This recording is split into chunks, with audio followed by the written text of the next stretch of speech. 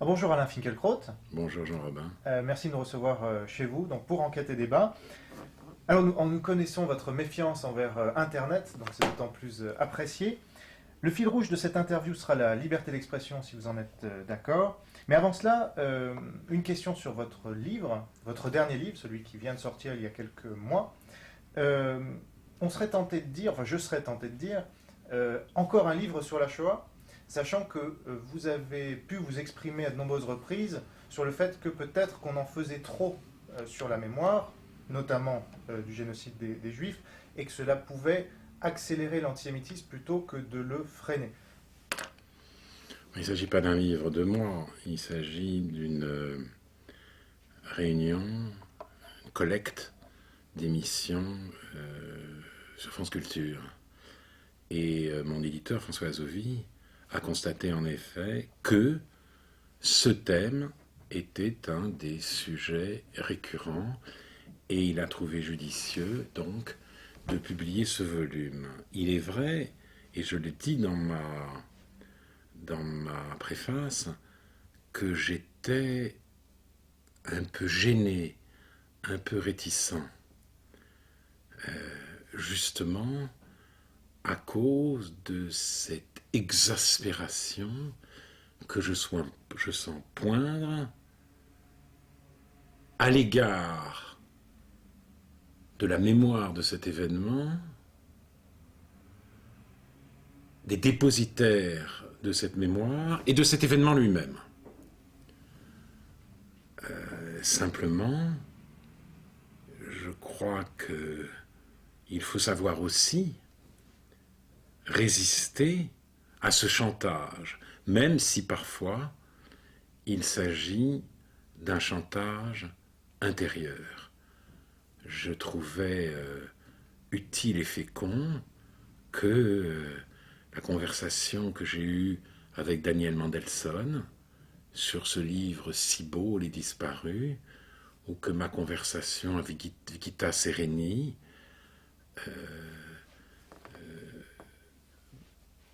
puisse connaître le destin d'un livre. Et voilà ce qui m'a décidé. Mais nous vivons dans un climat extrêmement lourd, où on a peine à parler de ce qui par ailleurs vous hante, de peur d'alimenter cette irritation dont les Juifs font aujourd'hui l'objet.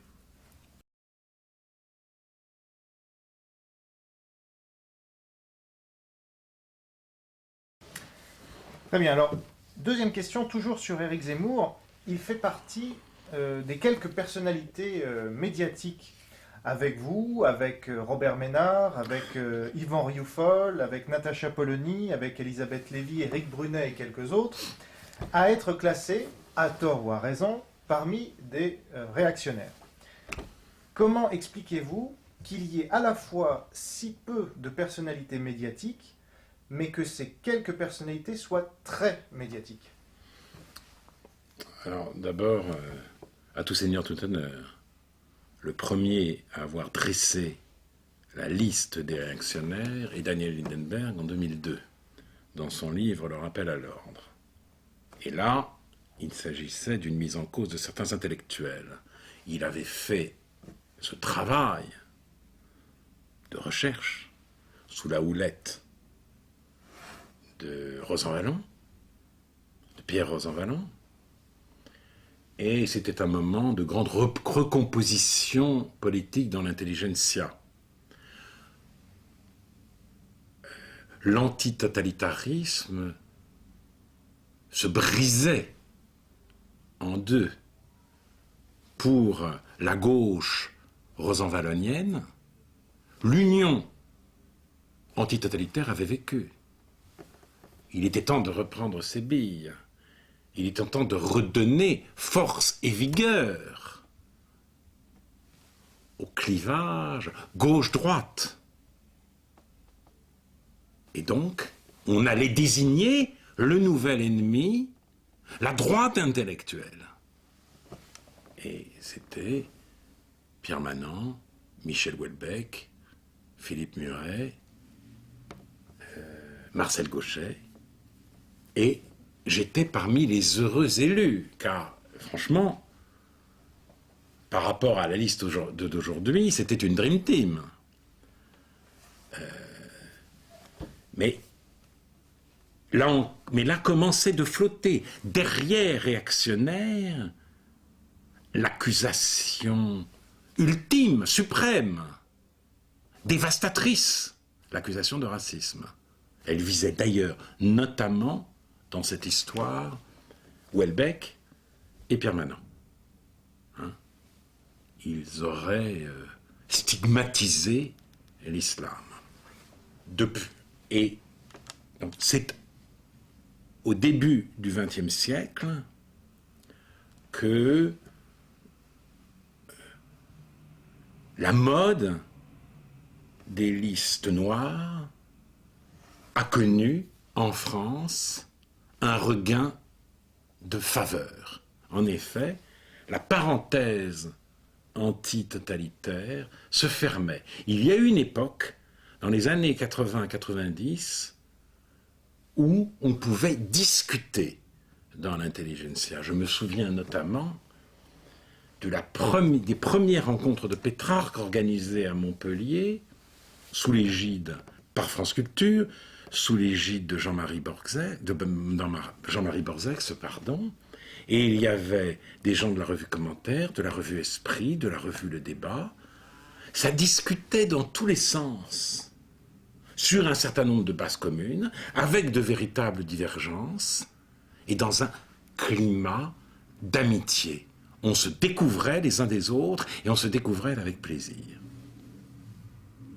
C'est fini. Maintenant, place à nouveau aux listes noires. Alors, revenons à la dernière, en date. J'y figure par intermittence.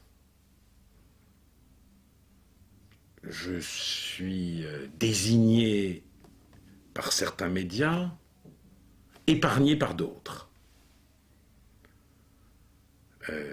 En ce moment, il est vrai, je ne vais pas au front, et malgré vos encouragements, je continuerai à faire en sorte de ne pas m'y trouver. Mais aujourd'hui, il s'agit de savoir comment il se fait que Marine Le Pen atteint dans les sondages des scores aussi faramineux. Alors, et là j'en reviens à ma réponse précédente, on ne vous dira pas qu'il y a en France un terrible problème de sécurité, on vous dira qu'il y a un fantasme sécuritaire. Et on vous dira que des intellectuels sont coupables d'avoir donné droit de cité à des thèmes autrefois interdits. Ainsi aurait-il décontaminé le Front National et légitimé le vote en faveur de sa candidate. Quels sont-ils ? On choisit d'ailleurs, pour le moment, pas seulement, on choisit des journalistes et quelques intellectuels.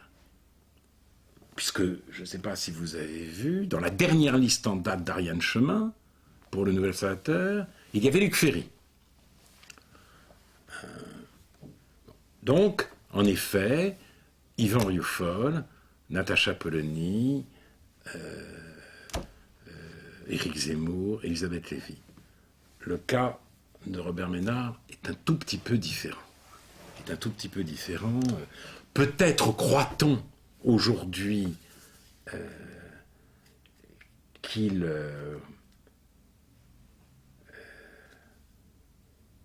qu'il est au sens convenu réactionnaire, je crois qu'on s'apercevra que ce n'est pas du tout le cas. Et qu'il a plus de points communs avec la bien-pensance qu'il n'apparaît à première vue. Mais ce que je constate, moi, c'est que cette présence médiatique-là est jugée par certains absolument intolérable. Il n'est pas de semaine où on ne s'interroge dans Libération ou dans Télérama sur la présence dans les médias d'Éric Zemmour. N'a-t-il pas été condamné pour racisme? Et le racisme n'est-il pas une opinion criminelle? Il faut faire taire les réactionnaires, lisais-je il y a une semaine seulement dans Télérama. Comment se fait-il qu'il s'exprime? C'est un scandale, dit-on. Alors, vous penseriez peut-être qu'il en faudrait d'autres. Moi, je constate simplement que ce peu-là scandalise une grande partie des journalistes omniprésents, eux, dans la presse écrite et dans la presse audiovisuelle, et que certains d'entre eux vont jusqu'à se dissimuler à eux-mêmes leur omniprésence et dire qu'en réalité, le politiquement correct d'aujourd'hui, c'est Zemmour et c'est Elisabeth Lévy. Alors là, franchement, c'est à tomber par terre. Alors, changeons un peu de sujet. Concernant la condamnation par le tribunal administratif de Paris de l'École normale supérieure pour avoir invité puis désinvité Stéphane Hessel, puis donc le Conseil d'État qui a donné finalement raison à l'École normale supérieure. Cette affaire ne montre-t-elle pas qu'il est devenu très compliqué de parler d'Israël, soit pour en dire du bien, soit pour en dire du mal, parce que finalement quand on en dit du bien, on est nazifié, et quand on en dit du mal, on est soupçonné d'antisémitisme. Je ne tirerai pas la même leçon de ces événements.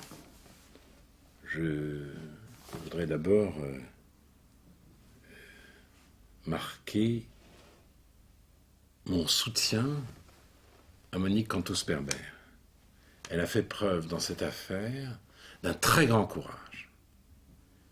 Ce n'était pas facile. Et d'ailleurs, elle a contre elle la toxa mondiale. Il y a eu une pétition d'intellectuels, de chercheurs, d'universitaires des États-Unis et d'autres pays du monde pour protester contre la mesure qu'elle a prise. Elle n'a pas interdit le débat.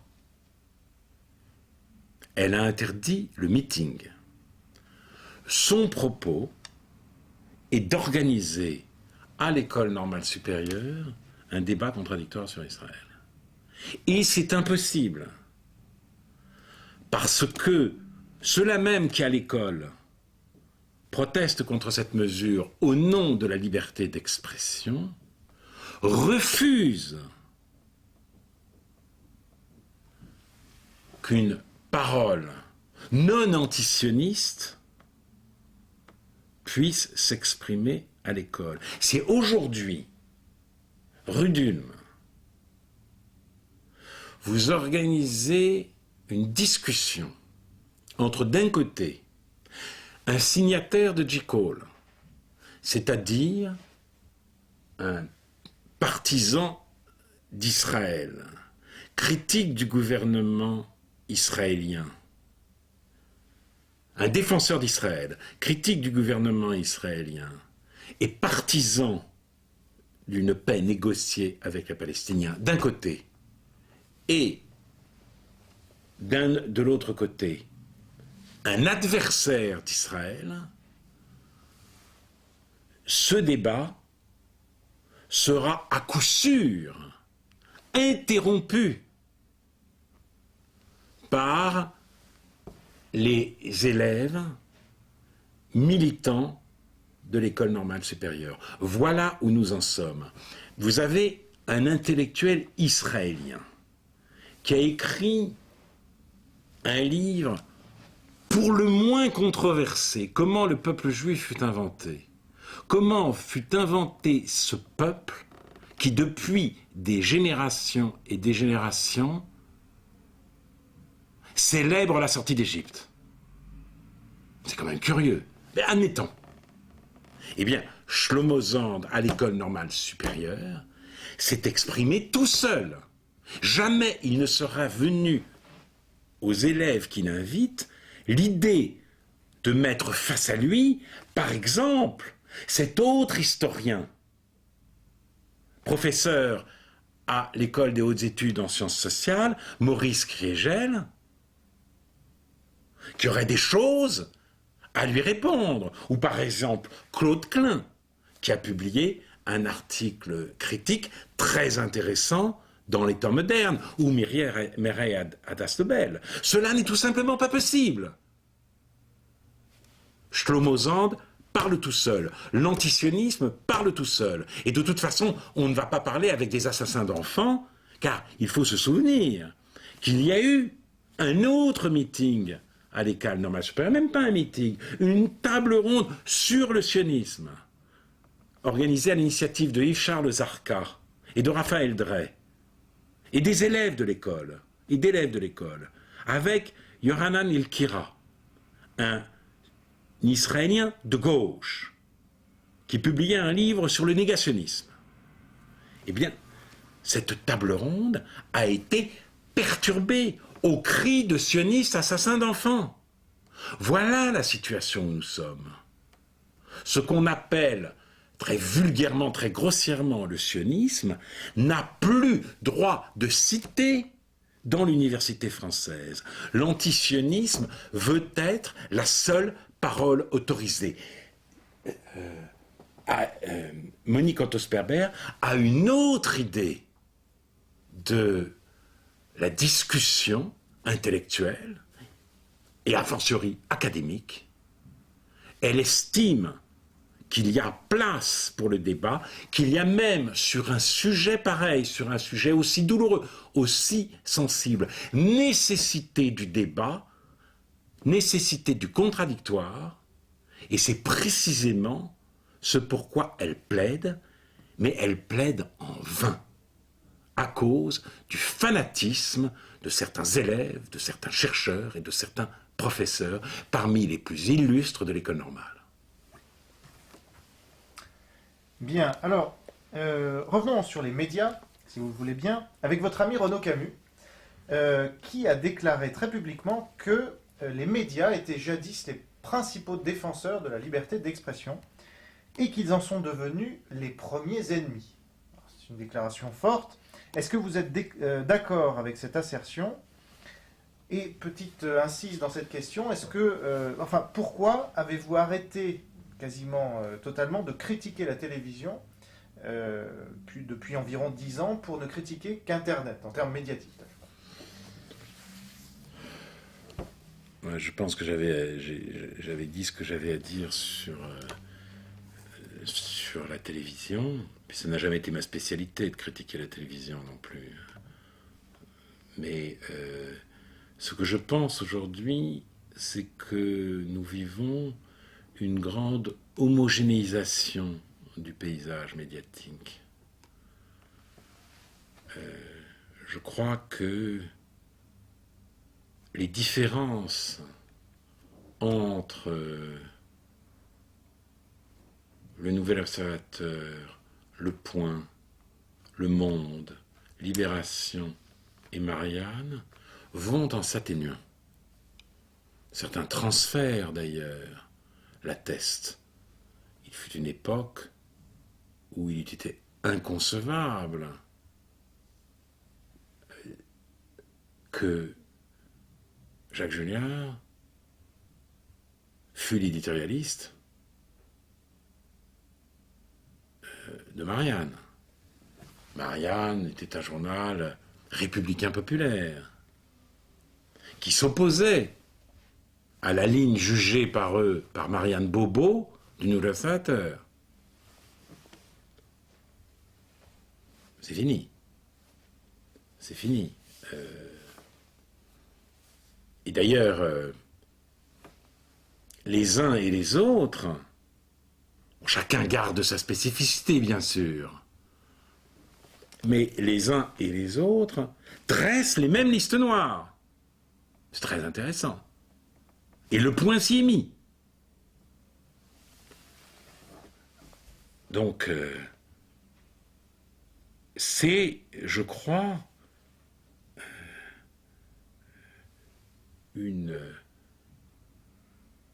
c'est le développement, la généralisation et le triomphe de cet antiracisme idéologique. Et toute la difficulté de ce temps est là. Comment demeurer un antiraciste intransigeant, voire vigilant, et ne rien céder à l'antiracisme idéologique? C'est une ligne de crête.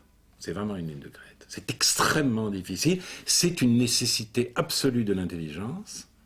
Mais évidemment, ça vous met dans une grande solitude. Et donc, par rapport à ce que dit Renaud Camus de la liberté d'expression, est-ce que vous êtes d'accord avec lui? Oui, je dis la liberté d'expression, je dis oui, parce que c'est vous-même, par exemple, qui me disiez que vous étiez allé au grand meeting de l'UOIF. Vous me dites 150 000 personnes y ont assisté. Je n'ai pour le moment, peut-être que ça viendra, rien lu dans la presse. Donc, alors, si vous voulez, moi je dirais ceci, si vous voulez, c'est-à-dire que la peur de la stigmatisation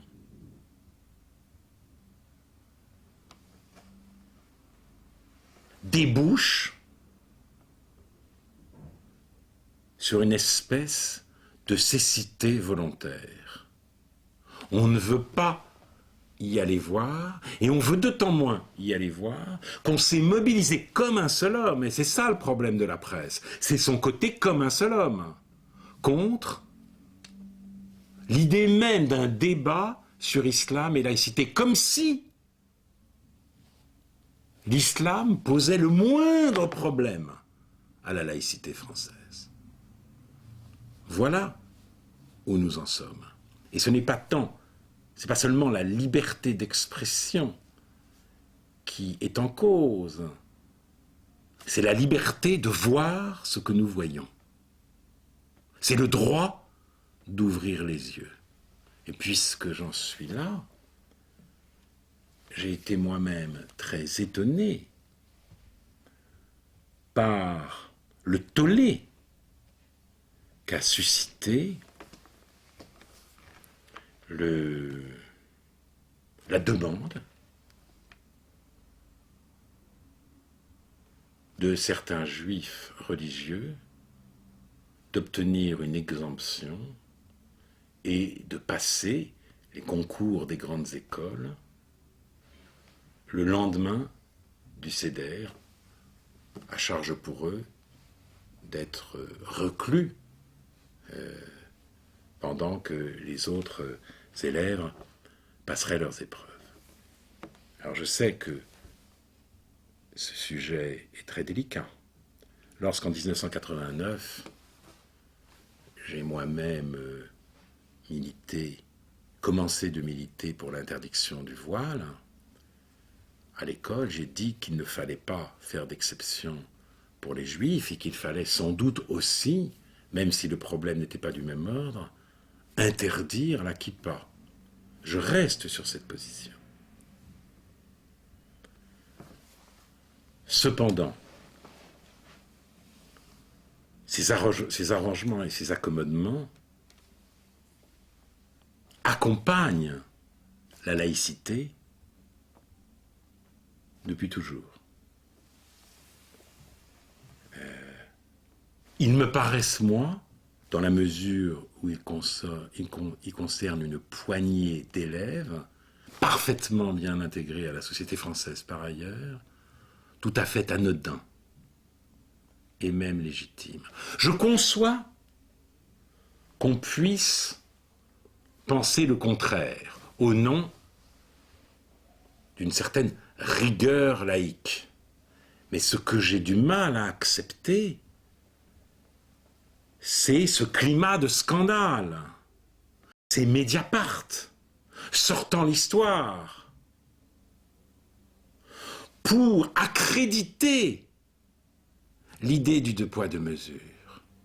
Les mêmes qui nous expliquent qu'il n'y a aucun problème entre l'islam et la laïcité, nous disent qu'en réalité, des juifs ont un comportement problématique, que le président de la République française veut les couvrir, et que les musulmans ont toutes les raisons de se sentir stigmatisés. Ça va un peu loin. Parce que sur Internet, précisément, on entend dire aujourd'hui que les Juifs obtiennent à peu près tout ce qu'ils veulent. Donc, je suis très inquiet devant ce genre de développement. Alors, autre sujet. Vous connaissez bien Raymond Boudon, ce grand sociologue libéral, que nous avons interviewé récemment. Alors, il est connu un peu dans le monde entier, mais pas en France. Et pour vous donner un seul fait, il n'est passé que 2 fois en 40 ans à la télévision française, dont une fois face à Bernard-Henri Lévy, qui n'a cessé de lui couper la parole d'ailleurs. Bon. A contrario, Bourdieu, lui, Pierre Bourdieu, néo-marxiste, est beaucoup plus connu. Il est passé, nous avons fait le calcul, 20 fois plus à la télévision en 40 ans, tout en dénonçant la télévision. Alors qu'est-ce que tout cela vous évoque ? Un Bourdieu dénonçait la télévision parce que la télévision le mettait sur le même plan. Enfin, parce qu'à la télévision, il courait le risque d'être interrompu ou contesté par un autre interlocuteur. Il aurait voulu une télévision où son langage ait le statut de métalangage. Et il s'indignait de ne pas l'avoir. Au fond, sous couleur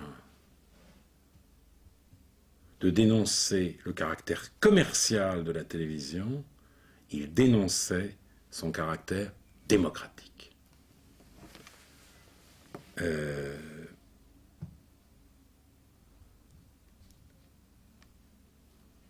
Je pense que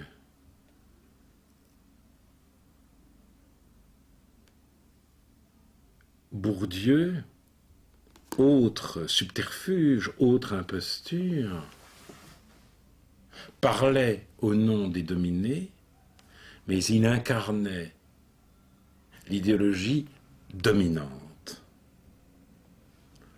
Et Boudon pratique une sociologie d'un tout autre ordre. D'où sa solitude, d'où l'ostracisme relatif qu'il subit. Mais ce n'est pas seulement vrai à la télévision, hélas. C'est vrai aussi à l'université, où les disciples de Bourdieu pullulent, où il est très difficile à une sociologie anti-marxiste de se faire entendre, où il n'y a plus d'ailleurs, presque plus même, de sociologie de droite. Comme si la voie de la sociologie avait été fixée, définitivement fixée, par la critique de la domination. Comme s'il ne pouvait pas d'ailleurs y avoir une autre critique du monde tel qu'il va que la critique stéréotypée de la domination. Je pense que c'est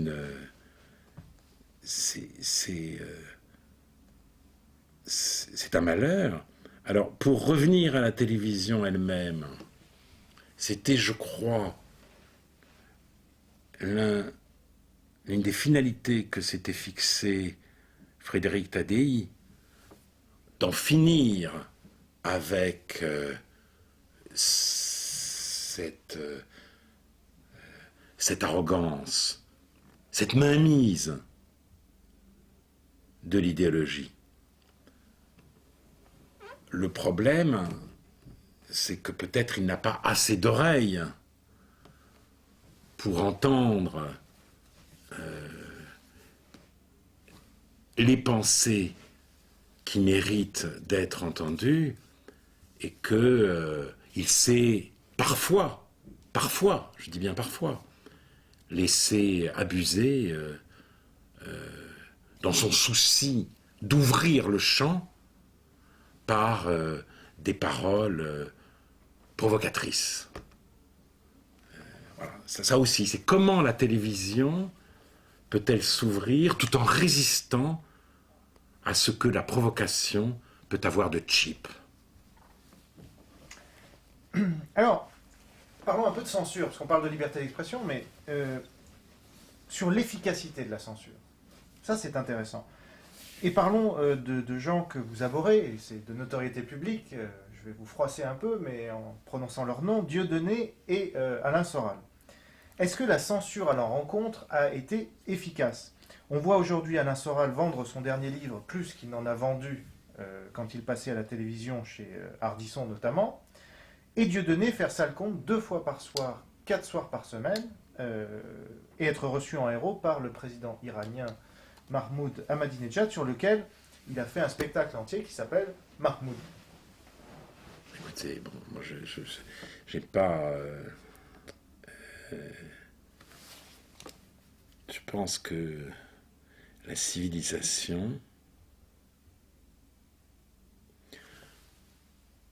c'est le refus du n'importe quoi. Nous vivons dans une société civilisée dès lors que tout n'est pas possible et tout n'est pas permis. Dès lors que nous continuons de faire la différence entre la vérité et le mensonge. Par exemple. Et Dieudonné, ce ne sont pas là des personnalités que j'abhorre.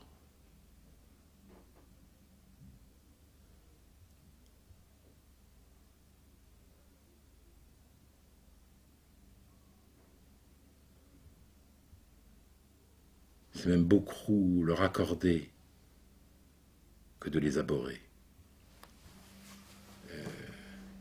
Il y a une vidéo qui circule sur Internet.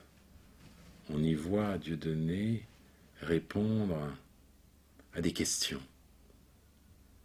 posées par une journaliste iranienne. C'est à Téhéran.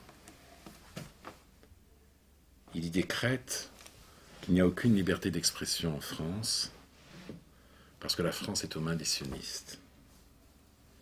Il y dit que on oblige tout le monde à communier dans la religion de l'Holocauste. Il y affirme que la véritable liberté d'expression aujourd'hui règne en Iran, et nous sommes après les élections truquées de 2009. Il y dit aussi que les Juifs, que les trafiquants d'esclaves étaient juifs, à 90%, que le sionisme domine le monde. Bref,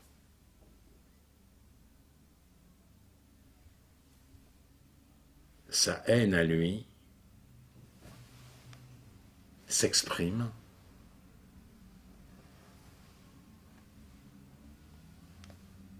en termes paroxystiques, il recycle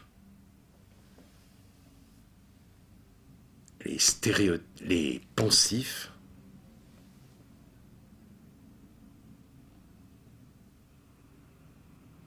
de l'antisémitisme idéologique de la première moitié du XXe siècle. Ça existe.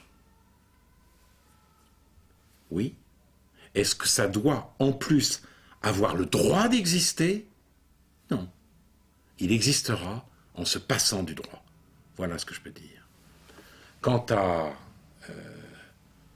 Alain Soral,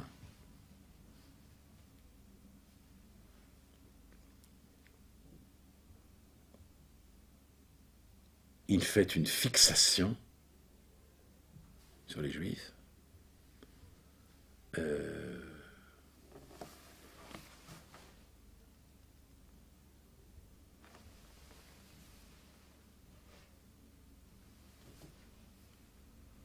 Ça marche. Je ne suis pas autrement étonné.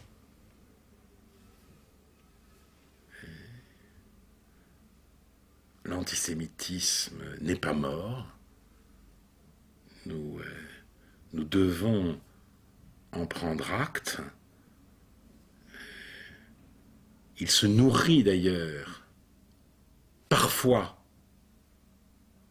de cet antiracisme idéologique dont je parlais tout à l'heure, puisque on accuse plus volontiers les Juifs d'être de dangereux racistes qu'une race maléfique.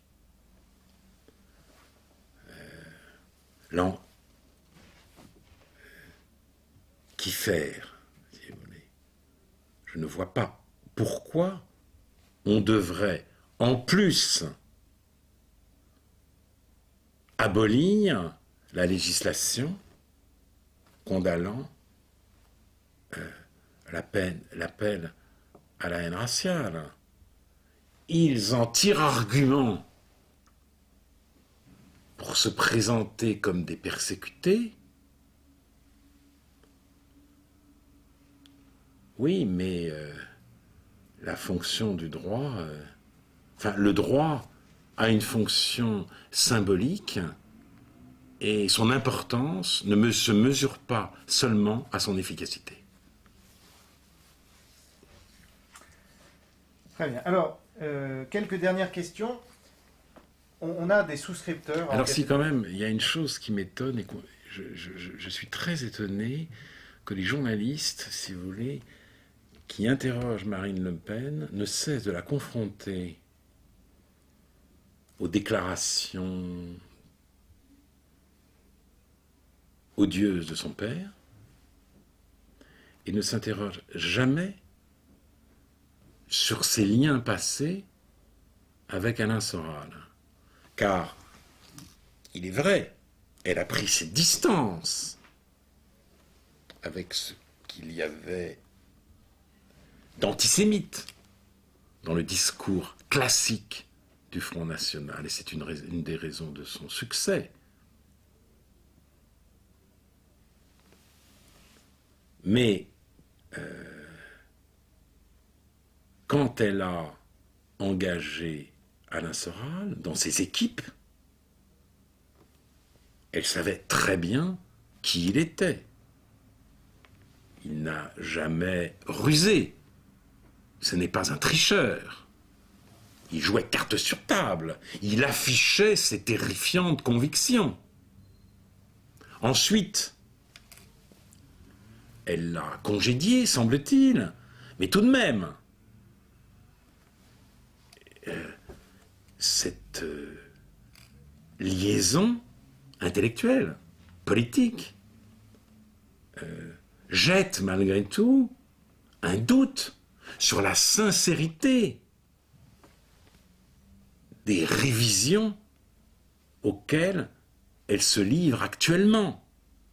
En tout cas, ça mériterait une enquête un peu approfondie. Malheureusement, je regrette en tout cas que personne ne la fasse. Ce qu'on peut dire, c'est qu'Alain Soral la soutient aujourd'hui encore et qu'elle n'a pas rejeté ce soutien officiellement à ma connaissance. Oui. Voilà, mais ça c'est quand même très intéressant. Alors donc nous avons des souscripteurs à Enquête et Débat, parce qu'on est des nouveaux médias, donc il faut trouver un business économique, un modèle économique, disons. Et nous avons demandé à nos lecteurs de proposer des questions à vous soumettre. Donc, voici celles que nous avons choisies. Que pensez-vous de la différence de traitement faite à la liberté d'expression selon qu'elle vient de la gauche et de la droite? Ou de la droite, pardon. En effet, lors des missions auxquelles vous avez participé, des personnalités de gauche ont pu dire que les cadavres de clandestins flottaient sur la Seine, c'était Eliette Abécassis dans le Gai Savoir du 10 octobre 2000, qu'on détruit ce qu'on a sous la main quand on est en colère, oui, c'est comme quand dans une scène de ménage vous cassez la vaisselle, c'était Alain Badiou à propos des écoles saccagées lors des émeutes de 2005, dans Ce soir ou jamais, ou que chaque fois qu'un pauvre vieux travailleur arabe est étouffé dans un fourgon de police, finalement, c'est des brèves, ça c'était Éric Hazan, plus récemment encore, le 24 mars 2011.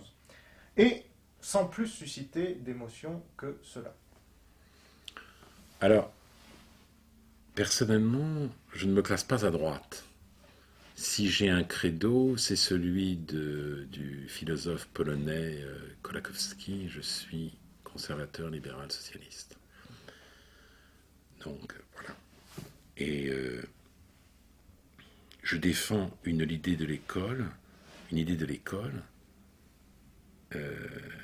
qui... ou plutôt mon idée de l'école ne trouve aujourd'hui... Attendez, comment dire les choses? Mon idée progressiste de l'école ne trouve aujourd'hui de défenseur ni dans le camp de la gauche, ni dans le camp de la droite. Alors maintenant, je réponds à votre question. Et c'est ma faute, en l'occurrence, s'il n'y a pas eu plus de réactions que cela, notamment, parce que pour le reste, j'avais un peu oublié, lors de l'émission avec Éric Hazan et Alain Badiou. Et je m'en suis voulu. J'avais beaucoup de choses à penser à la fois, donc je peux quand même plaider les circonstances atténuantes. Mais Badiou a présenté les policiers français d'aujourd'hui comme des tueurs. Il a parlé d'une chose dans les commissariats, etc. Et j'aurais dû, à ce moment-là, m'indigner, le mot est à la mode, et prendre la défense de la police républicaine. Et à travers elle, justement, non seulement de tous ces agents des services publics, aujourd'hui visés par une violence sans limite. Et quelques jours avant notre débat avec Éric Hazan et Alain Badiou, un jeune homme avait jeté du haut d'un immeuble une pierre, un parpaing sur un CRS. Celui-ci s'était écroulé et il a passé plusieurs jours, sinon plusieurs semaines, dans le coma. À Villiers-le-Bel, il y a eu un procès récemment, c'était 2 nuits d'émeute où 80 policiers ont été blessés sans qu'il y ait eu un seul blessé du côté des émeutiers. Donc, pour le moment, la police observe une retenue admirable, miraculeuse. Alors, je ne dis pas que tout est rose. Il y a du harcèlement, des contrôles, des incivilités policières. Sans aucun doute, dans certains quartiers dits sensibles. Il n'en reste pas moins que de telles assertions devrait être immédiatement rejeté.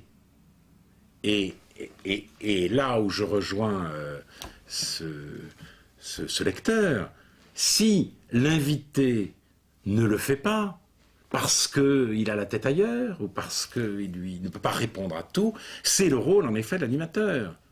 On ne devrait pas pouvoir dire n'importe quoi. Mais il est vrai que ça ne dérange pas de laisser entendre que nous vivons dans un pays fasciste. C'est la légende du moment, si vous voulez. Après tout, de quoi Sarkozy est-il le nom de Pétain? Tout a commencé comme ça. Donc, si Sarkozy c'est Pétain, alors sa police, c'est les rafles du Veldiv. Et ces analogies déferlent sur nous à n'en plus finir, calomnient le monde réel, et c'est peut-être l'une des raisons pour lesquelles, au demeurant, j'ai pensé nécessaire de faire ce livre dont vous me parliez tout à l'heure. Parce que comment mieux résister à cette orgie analogique qu'en revenant à l'événement lui-même et en creusant toujours plus profond pour savoir vraiment ce qui s'est passé alors. Alors, 2 dernières questions un peu plus rapides, mais à ma connaissance, on ne vous a pas entendu réagir pour l'instant sur la polémique qui entoure Robert Ménard et sa compagne, son épouse, suite à la sortie de son livre « Vive Le Pen ». Qu'est-ce que vous en pensez? C'est quoi, pourquoi son épouse? Parce qu'il a écrit avec elle, Emmanuelle Duverger. Mais c'est surtout lui qu'on voit dans les médias. Ah oui, je l'ai vu. Un jour, elle est venue m'interviewer pour Média. Je ne savais pas que c'était son épouse. Ouais. Ah d'accord. Donc est-ce que vous comprenez cette polémique? Est-ce que vous comprenez ce livre et ce titre provocateur et son but qui est de dire, je résume, ne traitons pas les Le Pen différemment ou alors traitons les autres avec la même virulence journalistique? Oui, mais si vous voulez, quand on attaque les médias, il vaudrait mieux, pour être vraiment crédible, fort et profond, éviter les procédés médiatiques. Ce titre a évidemment pour fonction de créer un événement au sens le plus trivial du terme. Ce titre est un appel à invitation au grand journal. Donc, je le trouve à cet égard regrettable et même ridicule. Et puis ce que je regrette, c'est que derrière Vive Le Pen, il y ait plus chevillé au corps un Vive Forisson ou voire un Vive Dieudonné. Je ne dirais pas du tout que Robert Ménard est forissonien, mais j'ai lu un livre de lui avec un chapitre en défense de la liberté d'expression de Robert Forisson. Et vous comprenez bien que là, si vous voulez, les bras vous entendent des pieds. Parce que il est bon que les gens se parlent.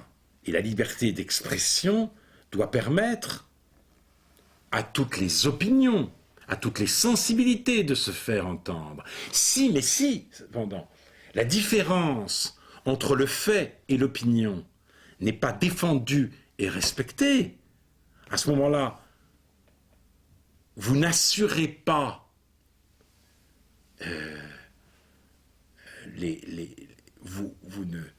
vous ne défendez pas, vous n'élargissez pas la conversation civique.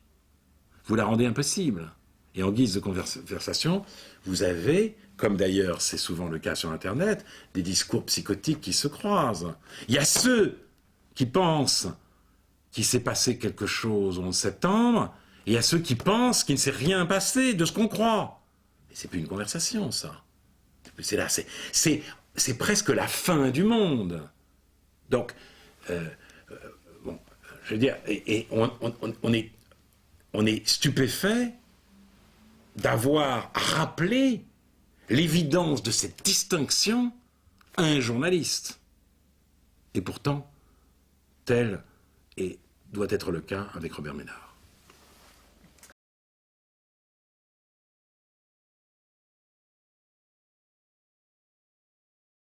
Vous me disiez là que vous aviez finalement lu mon livre, mais dans nos conversations précédentes, au téléphone notamment, vous m'aviez dit que vous aviez quelques réserves à le lire.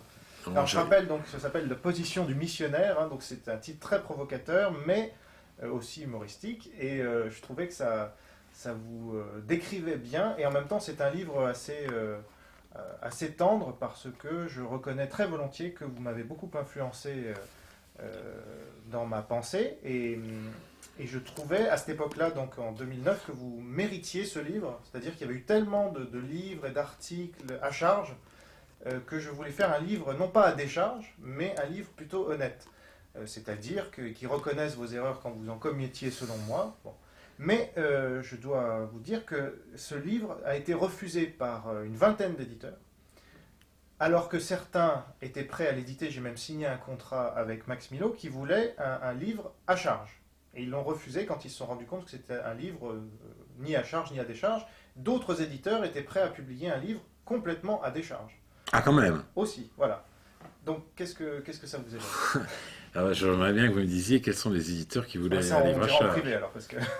Ça m'intéresse énormément. Ouais. Alors, il est vrai que la période était assez difficile pour moi. Ben, j'ai hésité à lire ce livre parce que c'est toujours étrange de lire des choses sur soi-même, etc.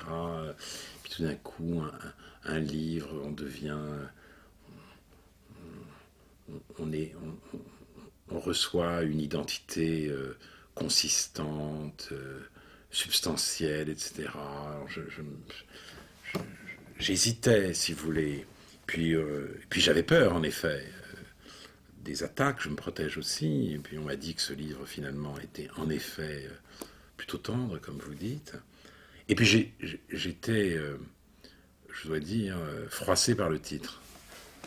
Vous avez dit qu'il est provocateur. Je pense qu'il faut arrêter avec la provocation, si vous voulez. Ce sera vraiment, mais ce sera le jour où nous serons délivrés de la provocation, nous aurons fait un grand pas en avant. Mais la photo, cela dit, n'est pas à charge. Donc ça, j'y ai été sensible.